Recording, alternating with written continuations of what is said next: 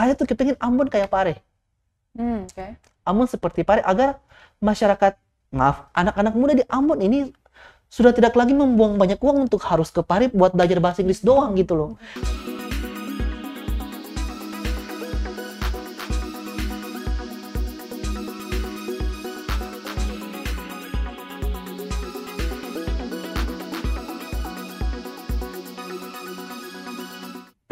Halo Tribuners, senang sekali saya Ajeng Hatalia bisa kembali menyapa Tribuners. Tentunya kita di program Tribun Best Story spesial Hari Pendidikan Nasional 2023. Seperti yang kita ketahui bahwa setiap 2 Mei itu diperingati sebagai Hari Pendidikan Nasional, dan kali ini di 2023 tentunya Hari Hardiknas ini diambil dari hari lahirnya Bapak Pendidikan kita ya, Ki Hajar Dewantara.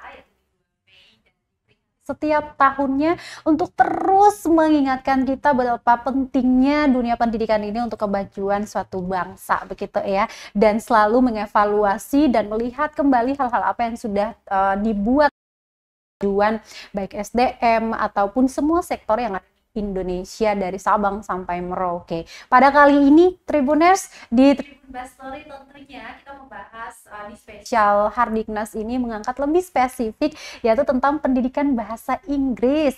Nah, seperti yang sudah samping ya di sosial media kita terutama Instagram, tema yang kita angkat untuk talk show kali ini tidak jauh-jauh ya dengan tema Hardiknas 2023 yaitu bergerak bersama semarakan Merdeka Belajar. Hadir bersama saya di studio tribunambon.com yang berada tepat di Jalan Jenderal Sudirman, Batu Merah, Sirimawa, dan narasumber kece kita langsung dari bagian kanan, sayap kanan, yaitu ada pengajar muda Yusmanto Lele yang selanjutnya akan kita sapa. Yus, boleh? Ya, boleh. Oke. Apa kabarnya Yus? Luar biasa, meskipun cuaca belum luar biasa ya. Betul sekali, jangan ngomongin cuaca panjang, karena nanti kita ngundang BMKG. Oh iya. Oke, Tribuners, selain Yus yang merupakan salah satu pengajar muda di Kota Ambon, Provinsi Maluku, kita juga menghadirkan pengajar muda lainnya yaitu Lely Hendrikus. Selamat sore.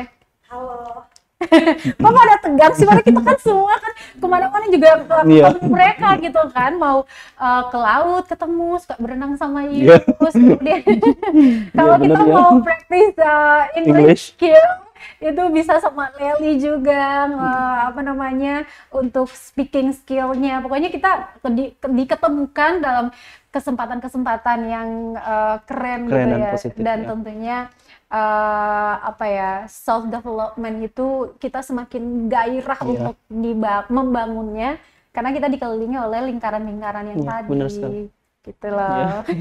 Lel, gimana kabarnya? Puji Tuhan, hari ini luar biasa kan, hari ini juga merayakan Hari Pendidikan Nasional bersama dengan murid di PAUD. Senang sekali membawa bunga, coklat. Sorry, aku harusnya siapin nih. Ntar deh kita cipika-cipiki aja setelah ini. Pokoknya selamat Hardiknas ya. Selamat Hardiknas juga. Mengajar dalam diri kita. Amin. Itu selalu terpanggil begitu untuk mencerdaskan bangsa, terutama anak-anak di Provinsi Maluku, Kota Ambon khususnya ya. Oke, kita mau menyapa juga para guru pengajar yang ada di Kota Ambon, Provinsi Maluku, dan dede-dede cute kita. Selamat merayakan Hari Pendidikan Nasional hari ini. Oke. Mungkin sebagian dari Tribuners kita ya sudah tidak asing lagi sama Yus maupun Lely karena sudah banyak juga di lingkaran organisasi, terutama di bidang pendidikan itu kalian turut gerakan kayak gitu ya. Namun boleh kita flashback ke background pendidikan kalian di perguruan tinggi seperti itu. Dari Yus dulu deh. Saya sendiri itu berkuliah itu di salah satu universitas ternama di Kota Ambon. Ya, Universitas Patimura, dan saya mengambil jurusan pendidikan bahasa Inggris. Oh, cool. Oke, ini masih kawanua begitu ya? Iya, masih kawanua. Masih kawanua, kita masih bareng gitu. Sama Lely juga, angkatan berapa sih bahasa Inggrisnya? Teman sekelas. Hah? Teman sekelas. Teman sekelas. Oh, pasca sarjana kan? Iya. Kalau S1-nya angkatan berapa? 2013. Yus? Kalau saya 2009. Oke, saya 2008.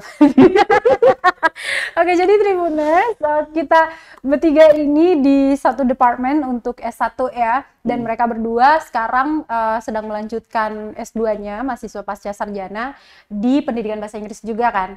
Masih linear, kenapa ngambil linear gitu? Banyak orang yang lompat pagar atau banyak orang yang belok gitu kan ya, tapi kalian tetap memilih di jalan itu. Leli dulu. Kalau aku pribadi karena passionnya di dunia pendidikan dan benar-benar pengen jadi seorang pendidik yang bisa mencerdaskan generasi bangsa, dan khususnya untuk bidang studi pendidikan bahasa Inggris. Jadi melanjutkan di pendidikan pasca sarjana program studi bahasa Inggris. You sendiri, ketertarikan kamu untuk bahasa Inggris itu emang dari sekolah terus sampai kuliah ngambil bahasa Inggris lagi, S2 ngambil bahasa Inggris lagi gitu?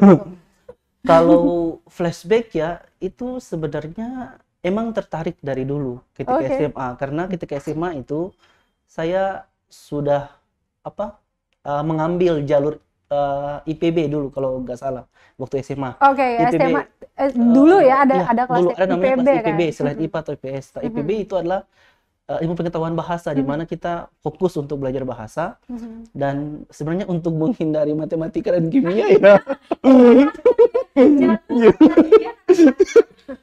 Otaknya itu art kan, itu lari dari matematika tuh karena begitu tuh, kecenderungannya mau belajar tentang art. Ya, setuju. Jadi kalau ada pepatah bilang, bukan pepatah ya, tapi kebanyakan stereotip yang ngomong bahwa orang yang nggak bisa matematika itu kebanyakan bisa bahasa Inggris atau bisa lebih ke bahasa. Ya, saya mungkin 90% setuju dengan hal itu. Yes. Jadi Golden agree more. Ya. Jadi setelah itu lanjut ke bahasa Inggris karena dulu tuh impiannya memang fokusnya ke bahasa Inggris gitu. Jadi sampai sekarang ke linear pun jalurnya itu bahasa Inggris karena memang ada tujuan yang ingin dicapai. Tujuanmu apa? Seperti tadi yang Meli sampaikan, di samping menjadi pendidik, ada hal yang besar yang ingin dirubah gitu untuk teman-teman, anak-anak muda serta masyarakat Kota Ambon, terkhusus untuk bahasa Inggris, agar kita tuh bisa gitu untuk bersaing dengan orang-orang seperti di Pare atau dimanapun gitu. Nah, untuk itulah linear itu menjadi tujuan. Baik, itu tujuan pribadi kalian ya. Ada value yang pengen dicapai, ada impian yang pengen make them true. Namun kalau kita balik lagi ke lingkungan sosial ya, baik di lingkungan pekerjaan ataupun pendidikan itu sendiri, bahasa Inggris itu, peran bahasa Inggris di sana itu seperti apa gitu? Menurut Leli gimana? Kalau aku pribadi sendiri, untuk peran bahasa Inggris sangat penting sekali, karena untuk contoh aja nih, untuk apply beasiswa ke luar negeri, bahkan ke dalam negeri untuk jalur kayak LPDP aja, itu tetap memerlukan tes bahasa Inggris seperti TOEFL itu kan. Jadi bagi aku pribadi, bahasa Inggris ini sangat penting dan sangat dibutuhkan untuk dunia pendidikan, bahkan saat ini juga untuk dunia pekerjaan. Kayak teman-teman yang mau daftar untuk kerja juga, mereka sekarang salah satu persyaratan itu diminta melampirkan sertifikat kemampuan bahasa Inggris. Jadi sangat penting baik dunia pendidikan maupun dunia pekerjaan. Baik, berarti di dunia pendidikan dan dunia pekerjaan peran bahasa Inggris itu memang penting banget seperti yang kalian lihat ya. Kalau kita mau melihat memang ya sepenting itu kemampuan bahasa Inggris begitu, selain dia adalah dijadikan sebagai alat komunikasi internasional begitu ya, dan juga standar-standar baik di level nasional maupun internasional yang digunakan adalah bahasa Inggris gitu. Saya akan bangga sekali kalau ada bahasa Indonesia yang digaung-gaungkan nanti akan masuk di level itu gitu ya. Dan ya kita sama-sama akan mendukung hal itu tentunya. Nah, kalau Yus, dari pengalaman pribadi kamu aja deh, berperan apa bahasa Inggris itu baik di dalam dunia, sudah pasti dalam dunia pendidikan yang kamu geluti begitu ya, tapi di luar daripada itu, apa yang kau alami? Kalau sebenarnya persoalan peran bahasa Inggris itu, kalau saya pribadi melihatnya itu dia berkembang sesuai perkembangan zaman. Jadi dulu itu merasa sangat penting karena lingkungan sosial itu mendukung. Meskipun ada kendala, kita tahu itu ya. bisa dibilang bahwa saya masih ingat ketika dulu-dulu itu waktu masih SD ataupun awal perkuliahan, itu kita banyak sekali event-event internasional. Iya. Ya, yang mendatangkan banyak bule. Iya. Itu menjadi salah satu faktor bahasa Inggris itu menjadi hal yang penting di mata masyarakat karena ingin berkomunikasi dengan orang ini kan, orang asing kan. Tapi dengan berkembangnya zaman, hal yang itu sudah mulai menipis. Bahasa Inggris itu menjadi satu hal yang kebutuhan saja. Gitu. Jadi kalau mau ikut beasiswa, baru mau belajar bahasa Inggris. Kalau mau kerja, baru cari kursus untuk belajar. Nah, itu ada juga yang nanya, ini mau tes ini, mau tes misalkan apa ya, akpol ke pokoknya yang di bidang bukan bidang pendidikan atau sekolah lanjut, tapi mau kerja gitu. Nah, itu. Ada nggak sih tes TOEFL yang bisa tembak gitu? Jadi ya kan? Banyak kalau di kursus itu banyak sekali yang kayak gitu kan, karena butuh sertifikat itu. Jadi ya mau dibilang dia penting sekali, sangat penting kalau menurut saya. Tapi pentingnya itu hanya sebatas kebutuhan. Gitu. Jadi kayak mikirnya ada orang kan yang mikir kayak bahasa Inggris itu susah, repotin, bikin apa sih, mendingan kalau ada tes yang bisa ngasih saya nilai segini untuk bisa mencapai A, B, dan C, why not gitu. Tapi ada orang yang benar-benar mau belajar itu karena memang selain kebutuhan ya, tapi itu adalah salah satu upaya untuk bisa meningkatkan value diri dia mungkin, atau mungkin knowledge-nya dia, soft skill-nya dia gitu loh. Saya pribadi pun ngerasa bahwa kalian tahu kan kita semua di pendidikan satu jurusan, satu fakultas yang mana pendidikan itu menjadi sektor pergerakan kita gitu loh. Tapi seiring dengan berjalannya lingkungan pekerjaan dan juga passion dan segala macamnya, bahkan saya pun belok gitu. Tapi berbicara tentang pentingnya kemampuan berbahasa Inggris itu benar-benar apa yang sudah digeluti di bangku S1 itu di dunia di pendidikan bahasa Inggris itu kepake. Kepake apalagi di bidang jurnalistik, tau nggak sih? Itu manfaat itu kurasakan sepanjang berkarir sebagai jurnalis, mulai dari penyiar radio, presenter TV sampai saat ini itu sebagai jurnalis, tapi spesifiknya di editing dan segala macamnya. Kalau di radio hal-hal simpel deh, kayak kita mau sebutin judul lagu, benar? Judul lagu ya kan ya, yang panjang-panjang, apalagi ada juga adlibs yang berbahasa Inggris gitu loh. Terus di waktu pengalaman sebagai presenter TV juga salah satu yang membanggakan yaitu saya pernah mewawancarai anggota parlemen Palestina in English. Durasinya 30 atau 40 menit non-stop. Kita cuma jeda untuk pindah segmen aja karena tapping kan. Kemudian saat ini pun ada tamu-tamu kita yang bule gitu ya, ngomongnya bule dari berbagai negara dan bahasa Inggris. Di luar daripada itu kita juga dalam jiwaku tuh juga masih kepanggil untuk belajar gitu. Jadi kan apapun yang aku geluti ya, jadi guru bisa, jadi jurnalis bisa, tapi di dalam setiap kesempatan terpanggil juga sebagai pengajar gitu. Pendidik gitu loh. Sangat baik. Jadi kayak ada banyak orang yang bilang bahwa ilmu S1 saya tuh nggak kepake gitu. Karena apa yang digeluti itu tidak linear. Tapi bahasa Inggris itu mau linearkan kemanapun dia masuk gitu loh. Mau kalian karena bahasa kan bukan masalahnya nggak dipakai sih, mungkin lebih kepada apa ya sebenarnya pendidiknya saja, tapi ilmunya gitu. Toh kan waktu kuliah kan kita juga dapat English for Tourism kan, di mana mata kuliah berskala dan itu jadi sebuah profesi kita saat ini. Kita bertiga. Kan? Jadi nggak ada yang bisa dibilang bahwa itu tuh nggak sinkron gitu sama pekerjaan kita saat ini, bukan.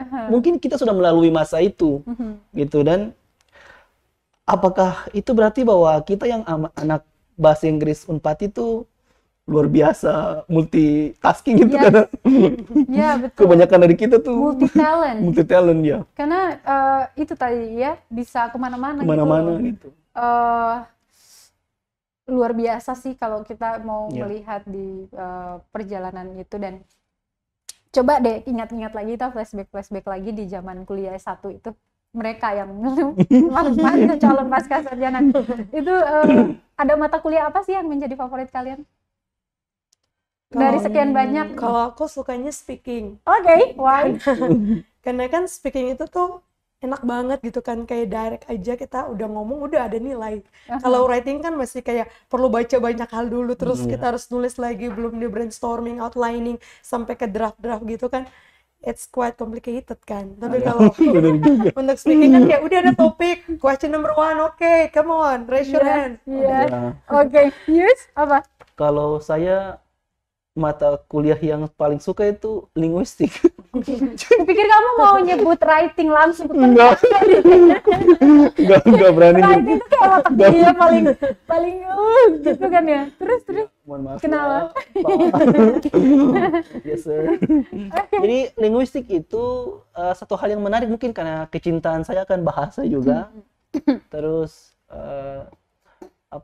dia spesifikasi kebahasaan terkait mengenai bahasa dan segala macam bentuknya. Jadi menarik untuk saya pelajari dari sekian banyak applied linguistik itu. Tetek bengeknya di bawah-bawah itu.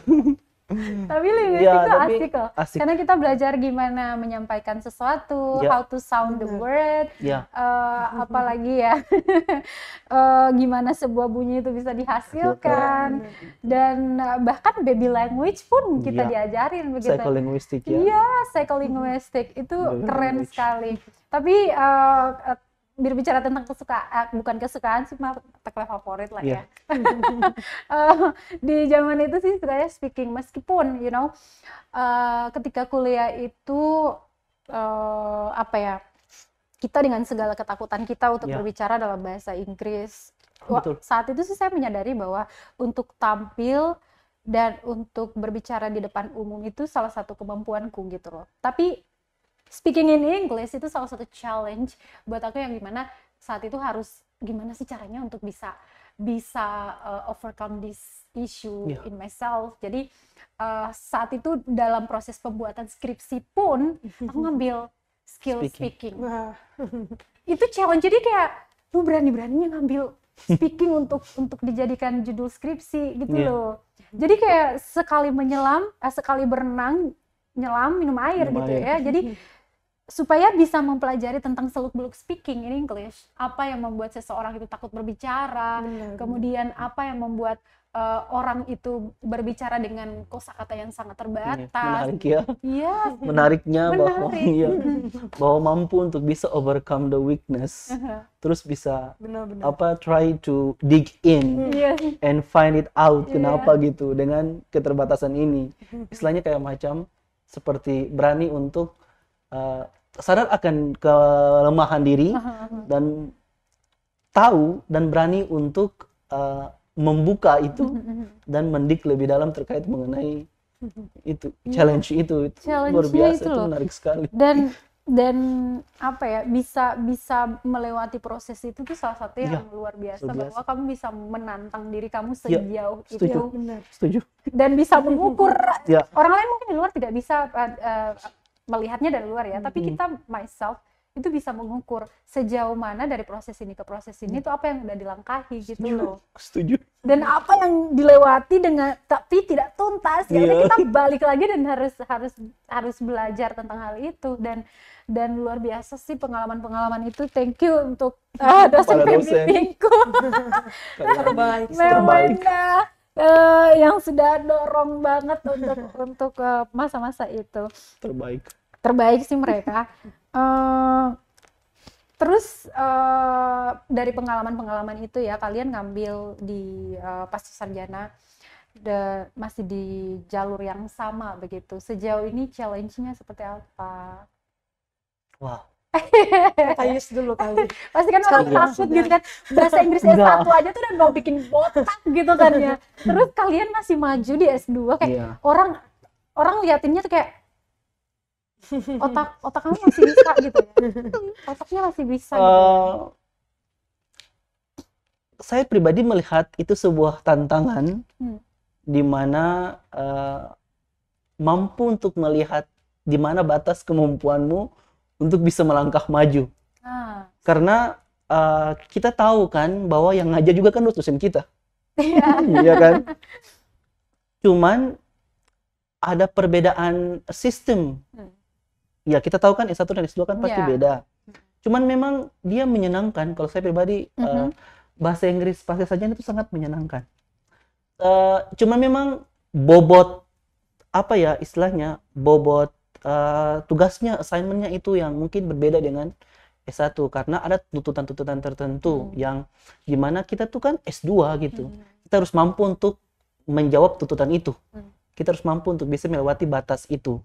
Nah, dan memang untuk melewati batas itu yang pertama itu pintar saja itu enggak menjadi patokan. Benar. Ya, pintar itu bukan menjadi sebuah patokan bahwa S2 tuh pintar dan bukan. Tapi apa? Lebih kepada komitmen dan kerja keras. Itu. Ini semakin menyemangati kita nih. Iya, karena mungkin banyak teman-teman yang sudah kuliah di luar negeri kan, gitu cerita dengan pengalaman mereka. Tapi yang kita dapat di sini malah lebih mungkin daripada yang teman-teman di luar negeri ceritakan gitu. Tapi sebenarnya dia malah betul-betul membuat kita itu lebih berkembang. Karena ini bukan sebuah paksaan, tapi memang kondisinya seperti itu. Kalau butuh harus baca 20 jurnal dalam satu malam, ya harus dibaca gitu. Bukan karena bukan karena apa, tapi karena memang itu sebuah kondisi yang dimana kita harus lalui karena besoknya presentasi lagi. Kalau kamu istilahnya gini, jangan menunda kalau di situ. Karena besok nanti ada lagi. Besok ada lagi gitu. Dan memang cerita yang sama sih juga kita kerap dengar ya, baik teman-teman yang ngambil S2 dalam negeri maupun di luar negeri gitu. Challenge-nya ya sama gitu. Hal-hal yang membedakan mereka doang yang ngerasain gitu. Leli gimana? Kalau aku pribadi sih sampai kayak ke tahap udah mau sidang akhir kan. Setuju sama Kak Ayus bilang. Cuman aku lihat juga kayak ketekunan ya. Dan usahakan kerjanya tuh cicil. Jadi kayak kalau lagi nulis hasil kan, untuk result sama discussionnya itu kan aku pakai kayak contohnya penelitian aku research and development. Jadi bikin buku untuk pembelajaran bahasa Inggris di anak SD tapi untuk edukasi lingkungan. Nah, jadi setelah selesai penelitian itu tuh kan datanya banyak nih. Jadi challenge yang paling besarnya adalah udah banyak sekali data, dan data itu tuh banyak instrumen juga yang dipakai, jadi harus nyicil pekerjaannya. Jadi aku pribadi untuk menolong aku buat jadwal untuk kerja. Jadi kayak hari ini aku nyicilnya apa nih, besok apa. Jadi kayak nanti 30 hari tuh udah 30 lembar gitu. Jadi 30 hari ini udah kelar gitu. Sebenarnya itu tuh males ya untuk runutin hal-hal ya. Hari ini bikin apa, hari ini bikin, males banget. Tapi ke kondisi yang membuat kita harus seperti itu gitu loh, harus di checklist. Kalau nggak di checklist ya kita nggak tahu apa yang udah dibikin dan masih ada PR apa lagi nih. Benar ya. Dan kayak tantangan yang kedua tuh kan karena aku juga sambil kerja kan, jadi selain di PAUD ngajar di kampus juga kuliah gitu. Jadi waktunya mungkin tantangannya tuh dibagi waktu. Jadi yang sekarang dikorbankan adalah waktu istirahat. Jadi waktu istirahat itu dikurangin sedikit. Jadi kalau udah pulang sekolahnya 3:30 dari PAUD, terus sorenya itu lagi baca-baca jurnal, persiapan, lihat lagi, dibuat summary gitu. Malam nanti persiapan untuk ngajar di PAUD. Terus kalau untungnya kalau di kampus itu kan ngajarnya hanya setiap hari Sabtu untuk 3 jurusan. Jadi menikmati juga sih, karena hobinya juga mengajar. Kita bakal gali lebih jauh kerja kalian di bidang pendidikan ya. Tapi nanya ke kalian berhubung hari ini adalah Hardiknas ya. Hardiknas 2023 ya. In general, pendidikan di Provinsi Maluku itu menurut kalian gimana? Apakah aksesnya udah merata dan dan seperti apa? Yus. Saya pribadi nggak mau justifikasi ya Kak. No, kita tidak ngejudge siapapun, kalaupun ada masukan, kritik dan segala macam, kalian jangan takut untuk takut. Oke. Ya, karena yang pertama saya juga kan di bagian dinas, saya juga kan bagian situ kerjanya, gitu. Jadi kalau melihat pendidikan sebenarnya tahun flashback beberapa tahun lalu ke sekarang. Kalau untuk PAUD sendiri itu sudah mulai banyak gitu di beberapa daerah itu mungkin karena ibu PAUD yang mungkin bekerja keras menyuarakan PAUD agar pendidikan usia dini itu penting. Jadi banyak sekali daerah saat ini sudah beroperasi PAUD dan alhamdulillahnya itu pemerintah itu cukup memberikan feedback yang baik dengan PAUD-PAUD ini untuk dimana itu dibantu sistemnya secara administrasi sehingga mereka terdaftar gitu. Nah kalau dari segi SD sampai SMP dan ke atas, saya pribadi untuk pendidikan belum melihat signifikan yang gimana gitu. Karena pada dasarnya secara dia punya kurikulum itu bagus ya. Merdeka Belajar. Ya, kita nggak bisa pungkiri bahwa Merdeka Belajar itu bagus. Dia memberikan bantuan, bukan bantuan tapi lebih kepada keringanan kepada guru.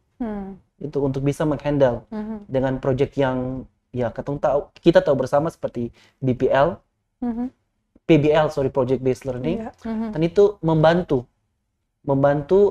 siswa untuk melihat bakat mereka, minat mereka itu kemana, gitu. Tapi lagi-lagi dalam program kurikulum Merdeka kan ada Merdeka Belajar, yang dimana itu mahasiswa dikirim untuk mengajar kan. Nah, yang saya lihat bahwa ini belum merata, dia belum memenuhi target yang kita bilang sebagai area-area rural, termarginal kan, di mana mereka tuh kan. sebenarnya butuh tenaga-tenaga ini untuk bisa dibantu di sekolah-sekolah yang kita bilang rawan akan itu. Jadi saya sih masih belum melihat perubahan yang signifikan di situ. Artinya bahwa pemerataannya belum ada. Pendidikan, terutama dengan kebijakan-kebijakan baru yang digaungkan oleh Pak Menteri Pendidikan kita, Pak Nadiem Makarim, itu masih sifatnya Java Sentral? Jauh sekali. Apalagi daerah kita ya. Bahkan terakhir kali kita ke sana itu di daerah yang kita pergi bersama, daerah Pasanea. Daerah bagian barat. SBB itu ternyata waktu saya ke sana kan saya sempat membeli beras itu. Saya tanya sekolahnya, gitu. Dan ternyata di sana itu sekolah berjalan tapi dia tidak nggak terstruktur. Jadi mungkin kurangnya pendidik di beberapa daerah di dekat Pasanea itu kurangnya pendidik. Bahkan di daerah sekarang mungkin daerah Salemang itu cukup bagus ya karena ada banyak sekali anak-anak muda yang mau untuk mengambil alih di situ. Tapi di beberapa daerah situ belum ada, sekitar situ belum ada. Jadi ini persoalannya sebenarnya itu dia atas dan ke bawah. Dan ya holistik dan vertikal dan horizontal. Koordinasi dan segala macamnya ya. Maksudnya jangan bikin Bapak senang doang, tapi turun ke lapangan dan melihat seperti apa sih kondisi pendidikan sampai ke level desa begitu. Apalagi daerah-daerah yang susah banget aksesnya baik transportasi ataupun akses lain, karena itu juga salah satu pendukung untuk akses pendidikan itu sendiri gitu ya. Kalau Leli melihatnya di level Kota Ambon aja dulu nih, seperti apa? Kalau aku pribadi melihat pendidikan di negeriku ini, khususnya untuk seperti aku menolong anak-anak juga kan, anak-anak di kelas peduli literasi. Bagi aku yang paling penting sendiri untuk kemajuan pendidikan di negeri ini itu mungkin dilihat dari salah satu aspek itu kebiasaan membaca saja dulu. Kalau ngomong terlalu luas infrastruktur dan itu, aku rasa itu hal-hal lain yang bisa mendukung. Tapi bagaimana pendidikan di negeri ini tuh bisa dibantu dari titik awal, yaitu membangun kebiasaan atau budaya membaca aja. Jadi dari pengalaman aku pribadi, beberapa tahun bergelut di peduli literasi, menolong anak-anak di kampung untuk mendukung literasi baca mereka, itu masih banyak sekali, bahkan kayak pemuda yang aku ajak juga kayak datangnya tuh datang hari ini, minggu berikutnya nggak datang. Di Ambon? Di Ambon. Dan masih banyak juga kayak komunitas-komunitas yang memang aku lihat anak-anak tuh masih kayak antusiasmenya mereka tuh hanya di awal-awal aja. Jadi kayak kalau mau bilang pendidikan di negeri ini maju, menurut aku sebenarnya program yang digalang sama Menteri Pendidikan sudah sangat baik. Terus kerjasama untuk kayak di kota juga sudah sangat baik. Hanya kalau aku sendiri, aku pengen touch itu di bagian untuk bagaimana kita menolong pendidikan, membangun pendidikan di negeri ini dengan benar-benar menyentuh salah satu unsur pendukung, yaitu membantu budaya membaca bagi anak-anak, bagi generasi muda. Karena banyak orang berpikir kayak, oke, kalau aku selesai pendidikan berarti aku stop membaca kan. Jadi itu kayak hal yang sangat krusial banget, tapi kayak jarang diperhatikan. Kayak belajar di sekolah udah sesuai RPP misalnya kan, udah pulang rumah ngerjain tugas, misalnya matematika atau bahasa Inggris, bikin sebuah kalimat atau bikin apa, udah gitu loh. Tapi untuk memperkaya diri dengan informasi-informasi ya harusnya dari baca itu sendiri kan. Apalagi kurikulum yang dicanangkan oleh Pak Menteri kita ini, di dalamnya itu kan ada bagaimana supaya si guru dan juga siswa ini berkolaborasi dalam sebuah lingkungan belajar gitu loh. Bagaimana siswanya mau berkolaborasi kalau dia lack of knowledge misalnya, atau lack of informasi dan segala macam. Jadi tidak ada timbal balik itu begitu ya. Apalagi kalau misalkan tenaga pengajar tidak mohon maaf masih belum bisa untuk mengkreasikan lingkungan belajar yang mendukung atau menstimulasi para siswa ini dalam merespon setiap poin-poin yang diajarkan seperti itu. Jadi memang seperti yang tadi Lely bilang bahwa sistemnya udah bagus nih, maksudnya kurikulumnya udah bagus nih, itu para pengajar juga lebih leluasa mengkreasikan ide-ide dan kelas seperti apa yang mereka mau begitu ya, meskipun memang ada RPP di sana yang jadi tuntunan para guru dalam proses belajar mengajar itu, namun lagi-lagi harus dikuatkan dari akar gitu. Salah satunya kecintaan terhadap literasi itu sendiri. Dan mungkin hal yang lain Kak, mungkin aku tambah sedikit, karena kebetulan juga pengajar di kampus kan. Jadi aku juga banyak sharing ke mahasiswa bahwa ketika kamu masuk di sebuah jurusan, kamu harus taruh di benak kamu ketika kamu masuk, kamu bukan lagi mengejar nilai, tapi bagaimana kamu benar-benar mau berproses dan dibentuk dengan pengetahuan yang kamu dapat. Karena kalau kita kuliah atau kita sekolah hanya untuk mengejar nilai, aku rasa kayak itu hanya akan menjadi paksaan.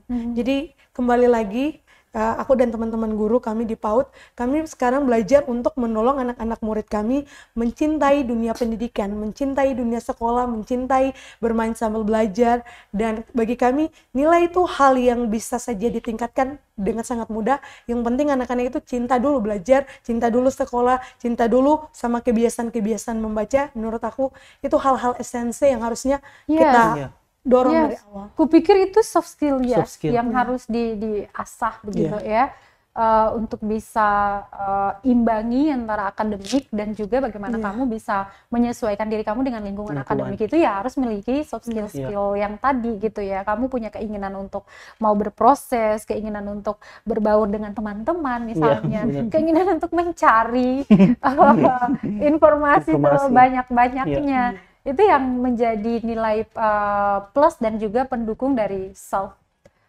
development kita di lingkungan pendidikan itu sendiri. Sebenarnya itu menjadi sebuah tantangan yang besar ya, bukan cuma untuk Kota Ambon tapi hampir seluruh pelosok. Membaca itu bukanlah sebuah kebiasaan yang kita bangun dari dulu. Ini yang menjadi masalah. Sehingga gimana kalau nanti anak-anak kita tanamkan itu ya, biar generasi mendatang itu kalau kami ya, bahasanya kami ya. Ada satu kenalan dia bergerak di kota Ambon sini. Dulu itu sebelum dibuatnya PAUD, dia itu berjalan dengan sebuah buku, sebuah ransel yang di dalamnya itu terdapat banyak buku.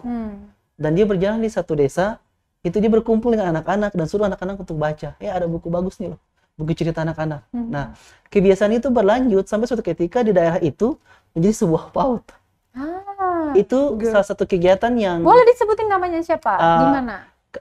Itu di bawah, di daerah Kampung Jawa ya. Oh ya. Di sini. Itu ini. Sekarang jadi tempat PAUD Darasyi di bawah, yang dimana itu juga menjadi salah satu komunitas dampingan dari Wadah, Yayasan Wadah, dan sang pelopor itu juga merupakan seorang pejuang perempuan yang juga dari Wadah bersama. I know. Yeah. Dan itu yang sebenarnya menjadi langkah awal, di mana sebenarnya mengajak orang besar itu sulit untuk membaca, tapi mengajak anak-anak untuk membaca itu mudah dengan hal-hal yang menarik, buku-buku yang menarik. Karena kita orang besar ini, orang besar ini dari sisi umur besar dari angka ini, itu berpikiran bahwa berbicara tentang literasi atau keinginan berliterasi, mengembangkan kecintaan kita tentang membaca. Berpikir kritis dengan informasi yang sudah kita itu kayak kayaknya harus baca yang berat-berat gitu. Kayak bacaannya tuh harus yang kayak peta politik Maluku saat ini seperti apa, atau kayak pergerakan perempuan, emansipasi perempuan, bacaan yang berat-berat gitu loh. Padahal kan kita bisa melatih diri kita dengan membaca caption orang misalnya yang panjang-panjang kan ya. Ini yang kalau kalian yang scroll postingan Facebook yang panjang, dibaca aja gitu loh. Dibaca kan, dengan membaca kita bisa sendiri bisa menyadur ini informasi benar salah ataukah informasi yang penting dan enggak kan itu kamu sadur kan ya, mau diambil atau tidak. Tapi at least kita sudah enrich our knowledge by reading gitu kan. Nah, itulah kenapa Najwa Shihab bilang kalau kalian pengen meningkatkan minat kalian untuk baca, ya jangan pilih-pilih konten atau buku apa yang kalian baca aja gitu. Iya betul. Baca apa aja, mau itu novel, puisi, buku yang berat-berat, mau buku tentang pengembangan diri, gimana caranya how to get someone. Iya. Novel atau romansa. Iya, whatever. At least baca, karena itu kita melatih otak kita dalam menyadari informasi dari apa yang kita baca gitu kan. Terus membiasakan diri kita juga. Membiasakan itu loh yang kudu mesti harus. Membiasakan diri itu susah ya, seperti niatnya pokoknya besok itu bangun pagi minimal sebelum beraktivitas harus baca 15 menit. Iya. Tapi ketika sudah duduk di depan teh atau kopi dan sudah pegang HP, ini jalan keluarnya sih Tribuners, kalau kalian benar-benar ya pengen untuk mengembangkan minat baca. Kalau pakai HP itu gampang banget, tinggal buka di tribunambon.com. Artikel kita tuh pendek-pendek, nggak sampai 10 halaman gitu. Informatif banget. Dan informatif gitu loh. Kalian cuma tinggal scroll HP dan lihat di portal itu bacaan-bacaannya ringan banget. Kita memilih bahasa-bahasa yang mudah dimengerti. Easy to read. Dan eye catching juga mungkin. Eye catching iya. Maksudnya eye catchingnya apa? Kita tidak ada paragraf yang panjang-panjang, tapi kita enter per barisnya, jadi memudahkan orang untuk kayak baca, mempermudah orang yang kayak pas lihat paragraf aja udah males banget kan. Iya bener. Membuat easy gitu loh untuk kalian membaca gitu loh. Jadi bisa dilatih dengan cara membaca news media. Bener, itu juga karena selain memperkaya informasi tentang apa yang surrounding you dan bisa meningkatkan minat kamu untuk baca juga gitu kan. Kalian sendiri gimana latih untuk bisa baca itu? Kalau aku hobinya membaca, jadi kalau Leli mah, aduh, Leli sangat positif banget. Dia sangat bahkan kita tuh kalau mau makan aja tuh ya, di meja makan di bawah sama buku gini deh. Bawa buku gitu ya, baca gitu, dan bukunya bacaannya juga wow. Buku yang berat-berat. Kalau saya dulu bahkan itu dibeliin buku sama bapak kan. Kayak beliau tuh pengen banget lihat aku pinter di zaman itu SD SMP kan. Dibeliin buku-buku IPA, buku IPS, dan banyak banget diatur kan gitu kan. Tinggal kamu pilih mau baca apa. Aku liatnya aja males gitu loh. Iya, benar. Tapi kalau sekarang bapakku yang insya Allah ada di surga sana mau kutunjukkan, Pak, aku udah bisa baca, pengen baca apa aja gitu ya. Begitu sudah rajin baca tas sekarang. Nggak kayak dulu. Kalau saya sih hobinya nggak baca ya. Saya pribadi hobinya nggak baca, cuman biasanya itu saya musiman, kecantol sama topik yang menarik dari buku yang saya baca. Nah, baru-baru ini saya dapat sebuah buku, itu menarik sekali. Itu bukunya tentang konflik dan perdamaian. Oke. Perdamaian. Dari bidang ditulis oleh salah seorang seorang senior aktivis perempuan yang saya juga kagumi, dan saya dapat juga dari beliau.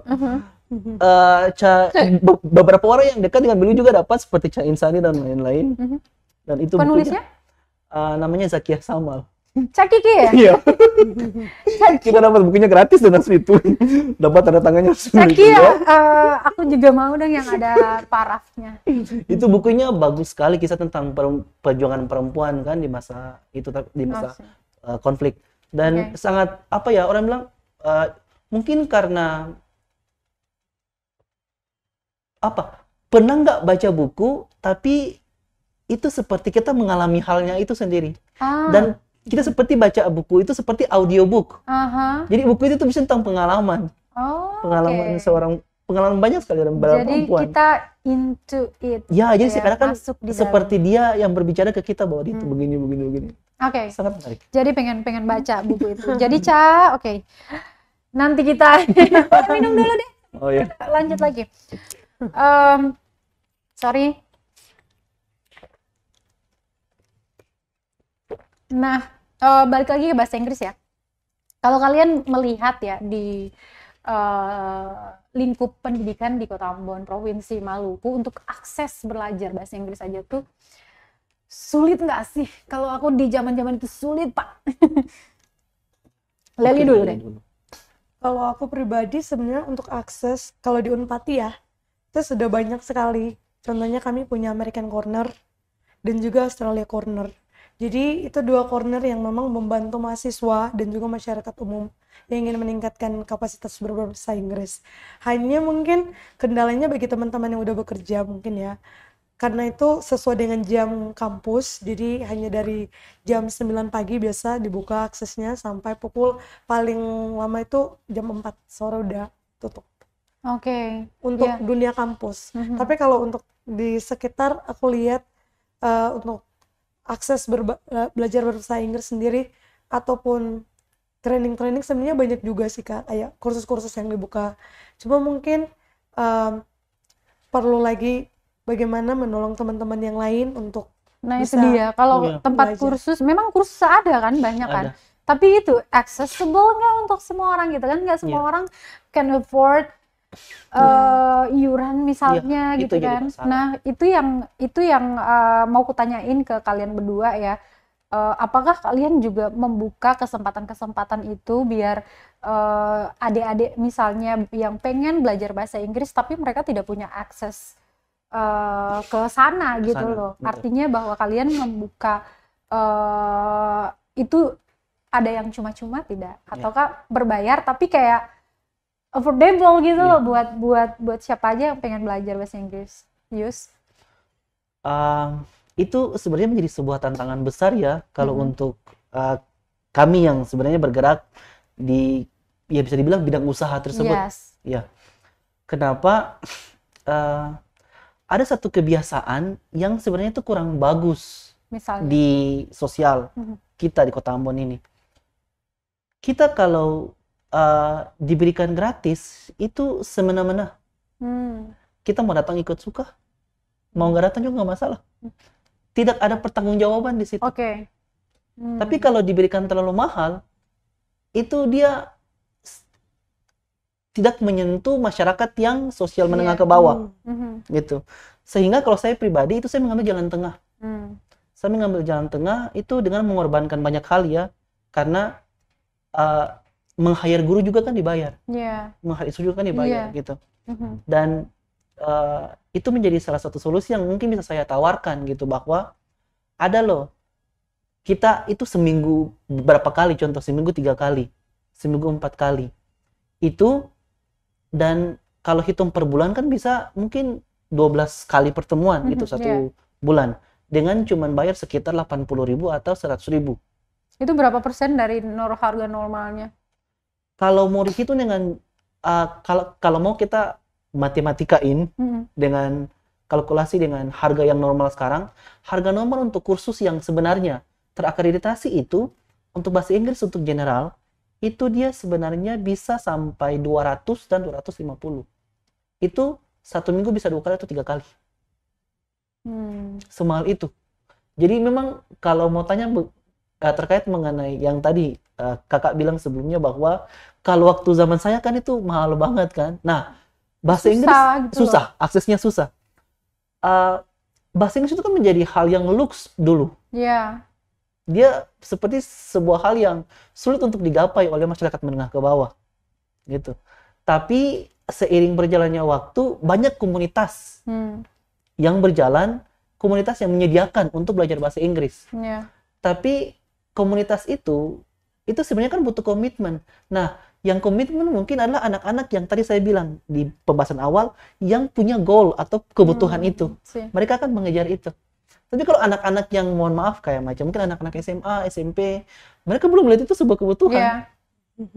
Jadi kalaupun seandainya banyak sektor yang membuka lowongan untuk bukan lowongan tapi lebih kepada kesempatan untuk belajar bahasa Inggris, ya dia menjadi sebuah musiman, mungkin rame di minggu atau bulan ini. Tapi aku pikir ya itu juga menjadi salah satu tanggung jawab sebagai tenaga pendidik. Di bidang di mata pelajaran bahasa Inggris ya. Karena PR-nya satu lagi tuh, harus meningkatkan minat, kecintaan, terutama untuk anak-anak ya, atau sudah di level SMA terhadap bahasa Inggris itu sendiri. Bagaimana caranya dilakukanlah melalui metode pembelajaran itu. Gimana kamu bisa mengkreasikan kelas kamu dengan sekreatif mungkin. Bagaimana kamu bisa membuat kelas itu bisa semenyenangkan mungkin. Sampai anak-anak kan suka hal-hal yang menyenangkan kan. Nah itulah kenapa jangan heran kalau dalam kelas bahasa Inggris ada nyanyi-nyanyi. Itu dia. Ada drama. Nanti setelah itu dituntut ya.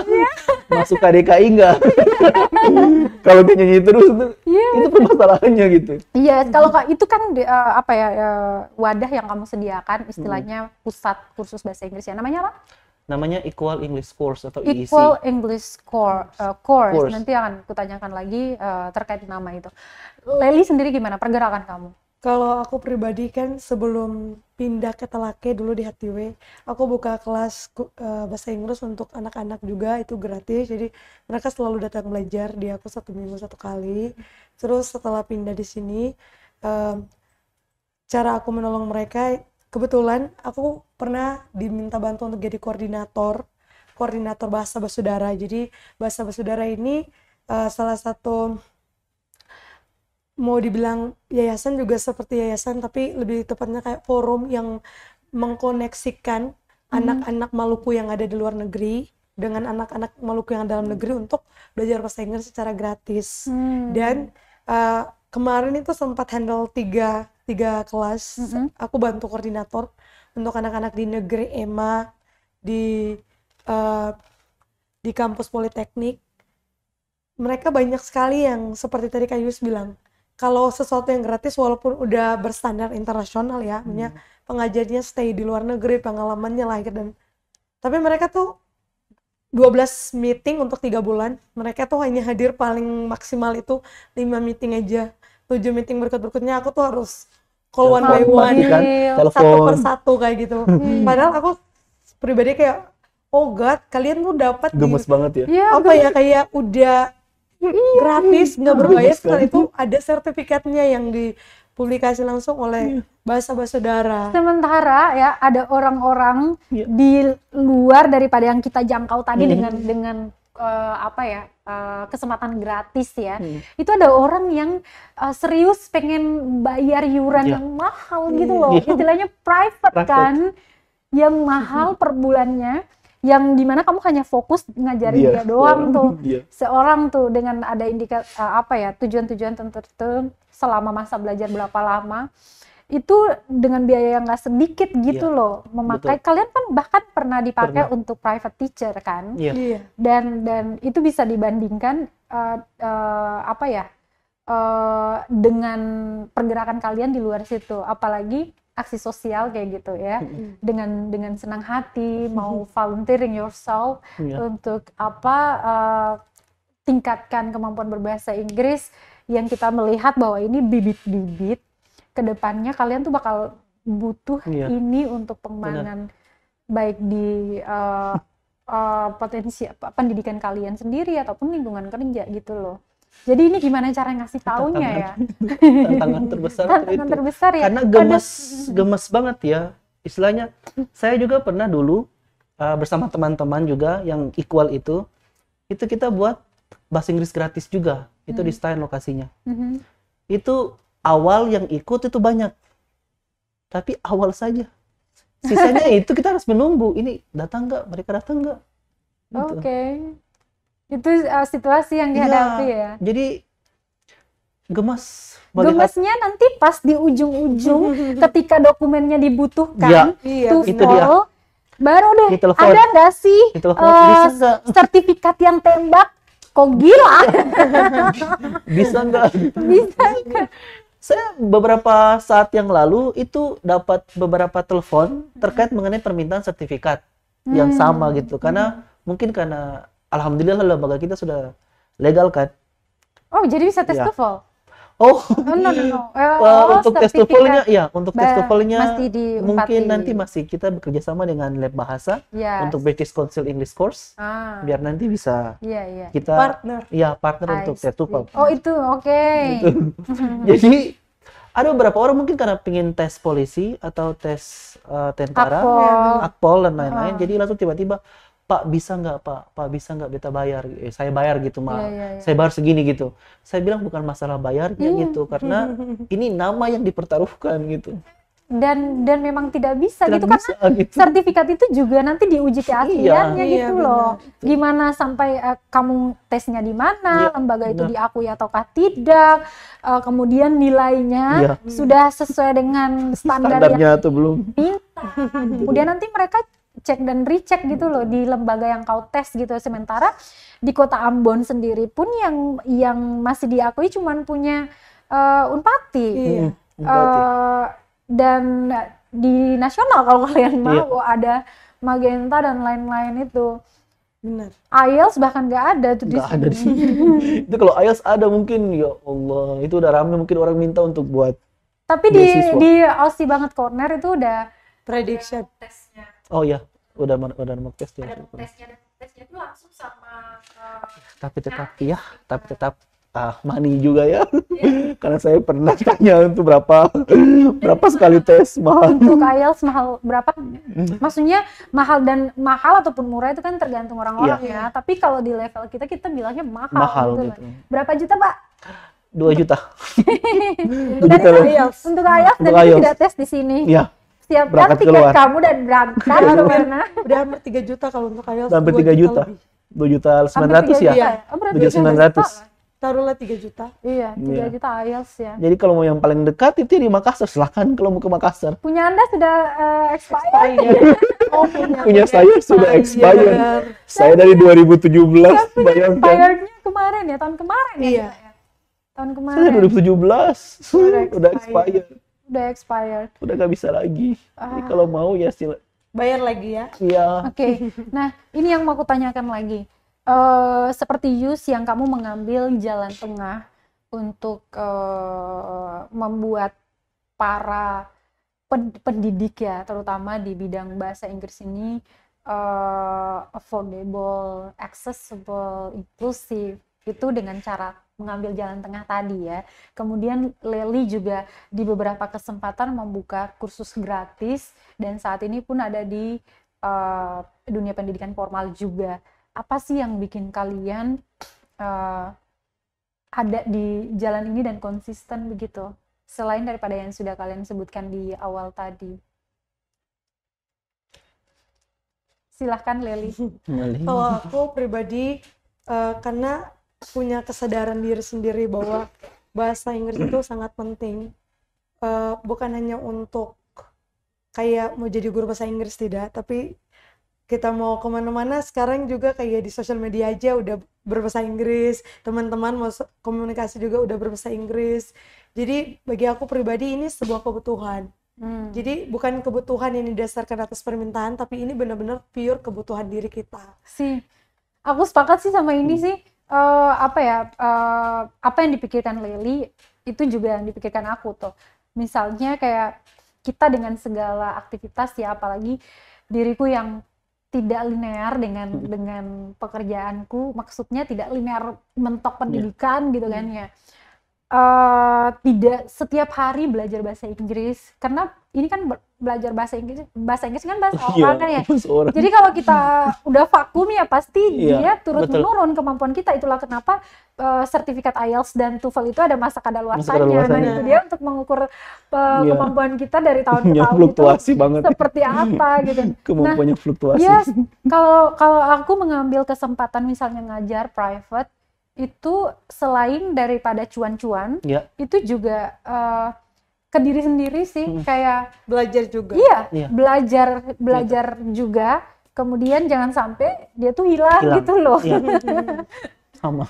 Iya, Yus gimana?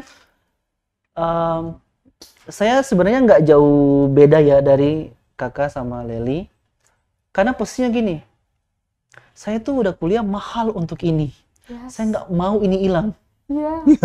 Jadi niat awalnya itu sebenarnya adalah oke, kita harus cari cara agar ini barang tetap terpakai terus, tetap dipertahankan meskipun nggak fasih-fasih amat, tapi masih bisa dipertahankan, masih bisa digunakan. Nah, cara yang paling cepat untuk bisa mempertahankan adalah dengan berbagi. Betul. Nah, berbagi itu bisa melalui mengajar.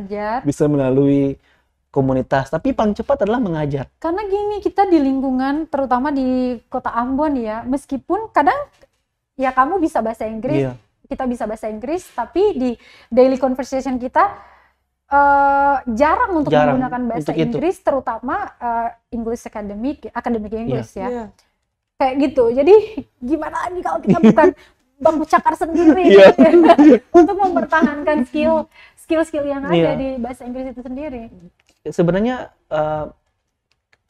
sosial kita juga tidak mendukung itu, gitu, karena stereotip dari dulu sampai sekarang itu nggak pernah berubah, bahwa lu kalau ngomong Inggris publik sok banget gitu loh, lu tuh sok banget gitu loh.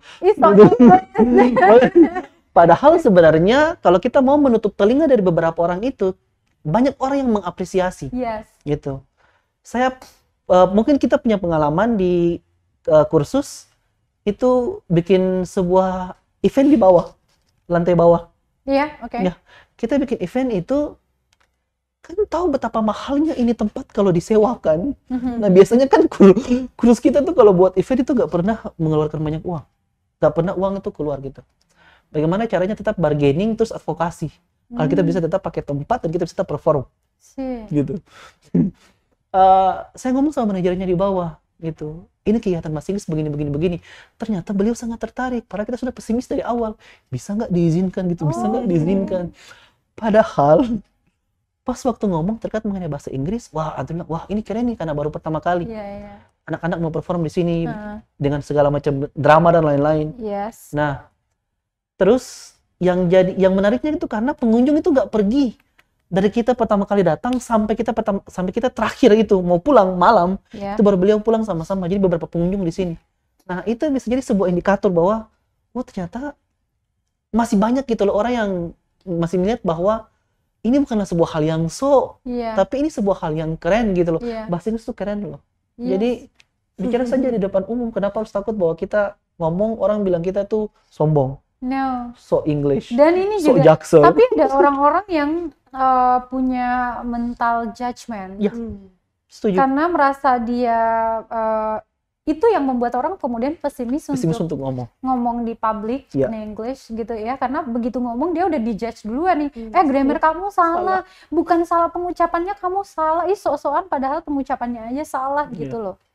Itu. Padahal yang bisa menilai salah benar kan? orang native aja, native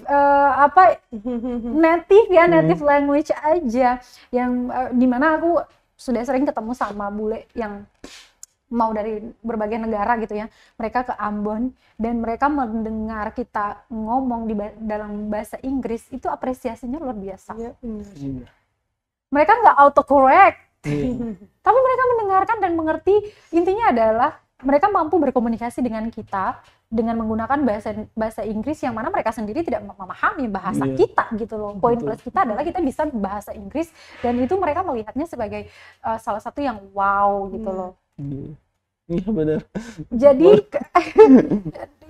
please don't mind people around you ketika kamu ngomong dan mereka judge kamu, grammarnya salah. Sebenarnya kalau dilihat, bukankah malahan kita yang sebenarnya punya beban berat sebagai anak bahasa Inggris kalau ngomong di luar kan? Iya. Takut salah baru. Karena orang-orang menaruh apa ya, ekspektasi. Ada ekspektasi tertentu kayak gitu. Anak lulusan bahasa Inggris tuh pasti dia bisa ngomong bahasa Inggris. Atau tes coba ngomong TOEFL lah. Iya, tes TOEFL misalnya. Bahasa Inggris nanti kalau tes TOEFL kan pasti nilainya 600 gitu kan ya. Bu, kita bahkan mau tes itu kita belajar dulu. Bukan berarti kamu bisa menguasai bahasa Inggris secara akademik, terus pas tes sama kayak ulangan-ulangan lain kita harus mempersiapkan materi pembelajarannya seperti apa, karena ada triknya untuk mengerjakan soal itu. Itu nggak semudah yang dipikirkan bahwa itu gitu loh. Jadi ya itu tantangan sosial itu sangat tinggi sebenarnya.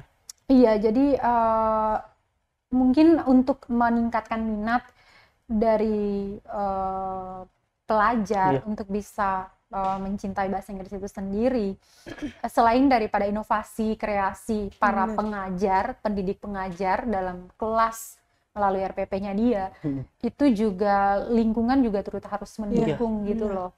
Orang tua harus turut bangga ketika anaknya menunjukkan tanda-tanda bahwa dia ingin belajar bahasa Inggris, atau ketika dia berucap dalam bahasa Inggris, atau di lingkungannya juga oke, keren, kamu udah mencoba ya, you learning by doing-nya.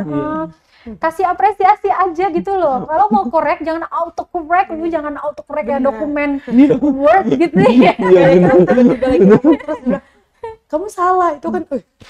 Tapi kalau dibilang do you mean, maksud kamu ini kan mungkin itu lebih mempermudah kan, dia bisa menerima terus bisa memperbaiki juga kan.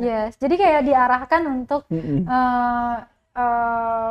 memperbaiki. Begitulah, tapi tidak autocorrect juga. Baru ngomong kalimatnya juga belum habis tapi udah apalagi belum fenomena yang jaksel kan. Yes, oke, kita udah 1 jam ini. Oke, tadi kita sudah lihat bagaimana kendala kalian dalam mengimplementasikan pendidikan bahasa Inggris ya di bidang ini. Tentunya impian kalian ke depannya apa di bidang pendidikan? Apa yang kalian geluti ini ke depannya, ada gambaran kah, Leli? Kalau aku pertama karena basic aku pendidikan, jadi aku pengen sekali menolong anak-anak, menolong pemuda, lebih khususnya mahasiswa, untuk bagaimana memiliki kecintaan secara pribadi dalam belajar bahasa Inggris, dan bagaimana mereka bisa percaya diri menggunakan bahasa Inggris itu ketika mereka mungkin di public transportasi, atau ketika mereka lagi telepon sama temannya untuk melatih mereka sendiri. Karena bagi aku pribadi bahasa Inggris ini kan sangat penting, dan kalau mereka nggak persiapkan dari sekarang, itu akan menjadi salah satu gap besar bagi mereka mendapatkan sesuatu. Jadi bagi aku menolong mereka membangun motivasi. Mulia sekali. Yus, gimana? Sangat mulia. Gimana tadi Kak? Apa yang kamu lihat dari diri kamu dalam bidang pendidikan ini beberapa tahun ke depan? Apa yang kau pengen? Kalau saya pengen ya sebenarnya ada goal besar yang pengen saya capai.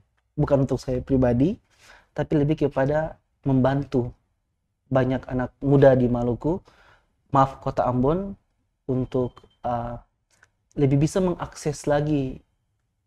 Ini sudah bukan persoalan bahwa dia kebutuhan atau penting. Persoalannya adalah kita sudah terlambat. Tapi lebih baik mencoba daripada tidak sama sekali. Karena melihat banyak aktivitas anak muda di luar Ambon, itu apa ya, mereka tuh udah polyglot, udah banyak komunitas polyglot di luar, dan kita tuh masih mau untuk belajar bahasa Inggris gitu. Ini menjadi satu kemunduran, padahal ini menurut beberapa orang di samping tadi yang sudah disampaikan oleh kakak, bahwa orang bule saja kalau lihat kita ngomong, mereka bilang bahwa bahasa Inggris kita bagus.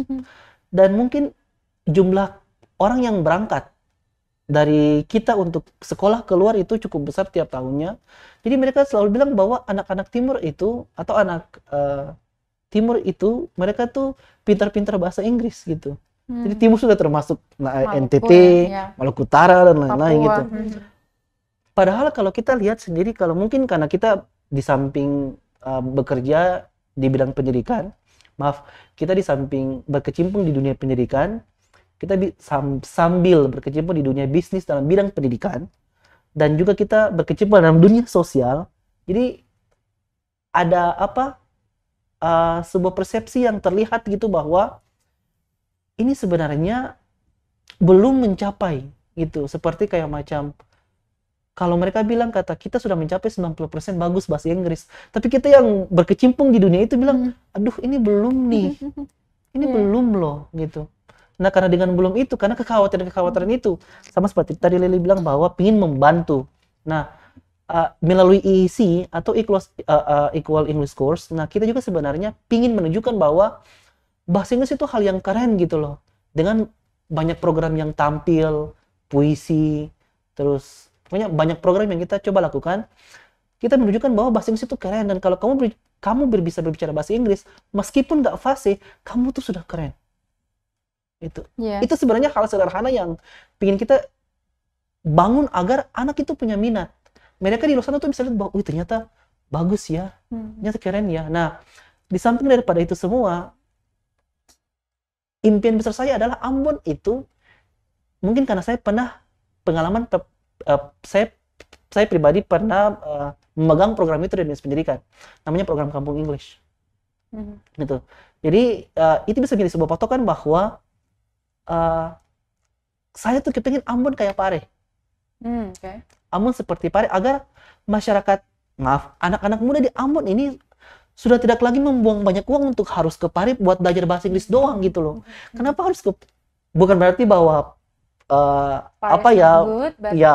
tapi kenapa kita nggak buat di Ambon saja gitu, agar kita punya keluarga, kita punya kerabat, kita punya teman, tetangga, dan lain-lain, itu tidak menghabiskan banyak biaya untuk ke sana lagi buat belajar gitu. Untuk Kampung Inggris itu juga memang penguatannya harus dari akar, dan banyak orang yang terlibat di sana gitu loh. Terlebih karena social support. Jadi lingkungan itu sangat mendukung sekali gitu, untuk membentuk seseorang itu agar dia itu bisa berani bicara bahasa Inggris di warung, belajar bahasa Inggris di pondok. Nah itu di situ, nah kita tuh belum gitu. Ya seperti yang tadi bilang ya, mungkin takut kita terlalu banyak mikirin pikiran orang gitu loh, yang tidak di deliver verbally, tapi kita udah mikirin nggak enakan dan apa segala macam. Tapi mungkin kita bisa mulai ya perlahan-lahan ya, mempengaruhi lingkungan kita. Kamu bisa mempengaruhi siswa-siswa yang ada di lingkungan kalian mengajar dan sebagainya. Oke, boleh closing statement pendek aja dari Lois lah. Kalau aku untuk bahasa Inggris, learning by doing, mistakes are proof that you are trying. Jadi nggak usah takut ngomong, selama kamu pengen belajar, maka dari situ kamu akan tertolong sebenarnya. I see. Yes, silakan. Bahasa Inggris itu bukanlah sebuah alat ukur bahwa kamu tuh cerdas, tapi percaya bahwa dengan bahasa Inggris hidupmu akan tertolong. Quotes-nya keren-keren Tribuners, nggak terasa udah 1 jam kita ngobrol ya di Tribun Bus Story spesial Hari Pendidikan Nasional hari ini. Semoga yang sudah kita diskusikan ini bisa menjadi insight baru buat Tribuners tentunya, dan sama-sama meningkatkan lagi kecintaan kita untuk belajar bahasa Inggris, karena seperti yang tadi sudah disampaikan oleh narasumber, banyak sekali manfaatnya baik bagi diri kita, lingkungan maupun dimanapun begitu.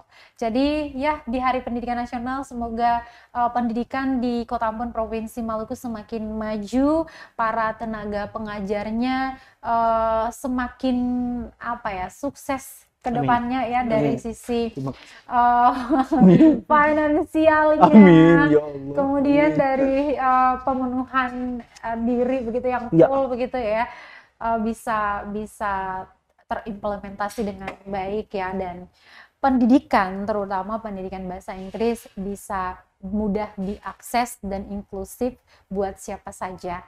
Saya Ajeng Atalea dan kedua narasumber saya, para pengajar muda Yusman Tuhlele dan juga Leli Hendrikus, kita pamit. Thank you so much narasumber keceku. Thank you. Amato.